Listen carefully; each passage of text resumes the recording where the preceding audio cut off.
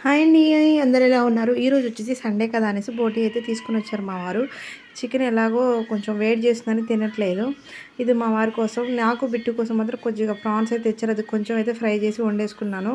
ఎందుకంటే నేను అంత ఎక్కువ అంటే తింటాం గానీ ఇష్టంగా కడుపు నిండా అయితే తినలేము మేము దీనితోటి. ఏదో టేస్ట్ చూస్తారు 2 ముక్కలు. మా వారైతేనే దీన్ని సఫిషియెంట్‌గా తినగలుగుతారు. తన కోసం మాత్రమే ఇది. మేము నాకు బిట్టుకైతే మంచిగా కొంచెం ఏమంటారు ప్రాన్స్ అయితే తెచ్చుకొని మంచిగా ఇగురులాగా అయితే పెట్టేసుకున్నాం. ఆ వీడియో కూడా త్వరలో అప్లోడ్ చేస్తాను. ముందుగా మా వారి కోసం అయితే ఇది 4, 5 సార్లు మా వారైతే వాష్ చేసి మంచిగా వేడి నీళ్ళు వేయగానే మంచిగా దాన్ని అయితే ఉబ్బిపోతున్నాయండి. క్లీన్ చేయటం బోటికి మాత్రం మస్ట్ అండ్ షుడ్ అనమాట. తప్పకుండా క్లీన్ చేయటం అయితే రావాలంట. నాకది తెలియదు, మా వారు చేస్తుంటే చూస్తున్నాను. నెక్స్ట్ వచ్చేసి కళాయిలో ఆయిల్ వేసుకొని దాల్చిన చెక్క, బిర్యానీ ఆకు అయితే ఇక్కడ యాడ్ చేసుకున్నాను.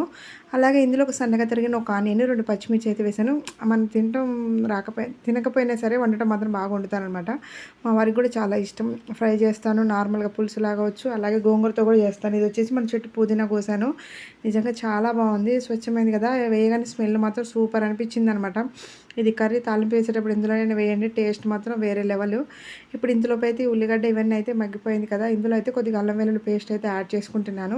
అల్లం వెల్లుల్లి పేస్ట్ వేసినప్పుడు ఇందులోనే కొద్దిగా పుదీనా కూడా యాడ్ చేసుకోండి. ఆ రెండిటి స్మెల్ కాంబినేషన్ అయితే వేరే నెక్స్ట్ లెవెల్ అసలుకి. అంటే ఒకప్పుడు నాకు పుదీనా నచ్చేది కాదు. మా అమ్మ ఏదైనా వేసి అమ్మడం పసిగట్టేదాన్ని. ఇప్పుడు పెళ్ళైపోతే అన్నీ మారిపోతాయి, అలవాటు అయిపోతాయి కదా అందరికీ. ఇక తర్వాత అలానే ఉంటుంది. బోటి ఒకసారి అయితే ఇట్లా తప్పకుండా చేయండి. చాలా simple process and easy method కూడా. మీకు 3 నిమిషాల్లో వీడియోలోనే మీకు మొత్తం క్లియర్‌గా తెలిసిపోతుంది. ఎక్కువ సాగదీసి కూడా నేనైతే చెప్పను. మీకే చూస్తుంటే అర్థమైపోతుంది. అల్లం పేస్ట్, పుదీనా వేసుకొని అవి మగ్గినాక కొద్దిగా లైట్‌గా పసుపు అయితే యాడ్ చేసుకుంటున్నాను. కొంతమంది వేడి నీళ్ళలో వేసేటప్పుడు ఉప్పు, పసుపు కూడా వేసుకుని నేను ఓన్లీ సాల్ట్ మాత్రమే వేసి ఉడికించాను. వేడి నీళ్ళల్లో నార్మల్‌గా పసుపు అయితే వేయలేదు. అలా కూడా వేసి ఉడికించుకోవచ్చు. చూసారు కదా! ఇలా మొత్తాన్ని బోటి కూడా క్లీన్ చేసి ఇందులో వేసేసుకొని ఒకసారి అయితే కలిపేసుకోండి. మనం ఇలా వేసుకున్నప్పుడు అదైతే వాటర్ అంతా ఫామ్ అయిపోతుంది. చూసారు కదా! ఇక్కడ ఇట్లా వాటర్‌గా అయితే ఉంటుంది. నిజంగా టేస్ట్ అయితే చాలా బాగుంది. నేను ఎందుకో మేము బిట్టు అంత సఫిషియెంట్‌గా తినలేం. మా వారికైతే చాలా ఇష్టం. చాలా ఇష్టంగా ఇదొకటి, తలకాయ కూర, పాయ ఇవైతే తింటారు. నాకు అంత కొంచెం తలకాయ, పాయ చాలా తక్కువ వండటం. రాదు కూడా. ఒక్కొక్కసారి అంటే వచ్చు కానీ కొంచెం కొంచెం లైట్‌గా, అంత పర్ఫెక్ట్ అని అయితే చెప్పను.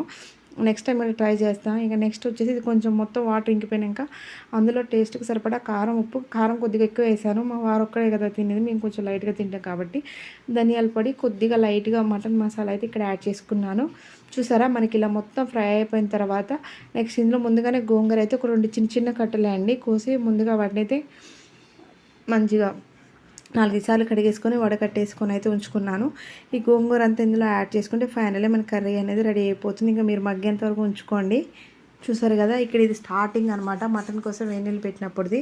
చూసారా ఫైనల్లీ ఇలా అయితే నా డే మొత్తం గడిచిపోతుంది. నా ఛానల్ కనుక ఎవరైనా ఫస్ట్ టైం ఇంకా చూస్తున్నట్లయితే like and share and subscribe to my channel అండి. Watching my videos.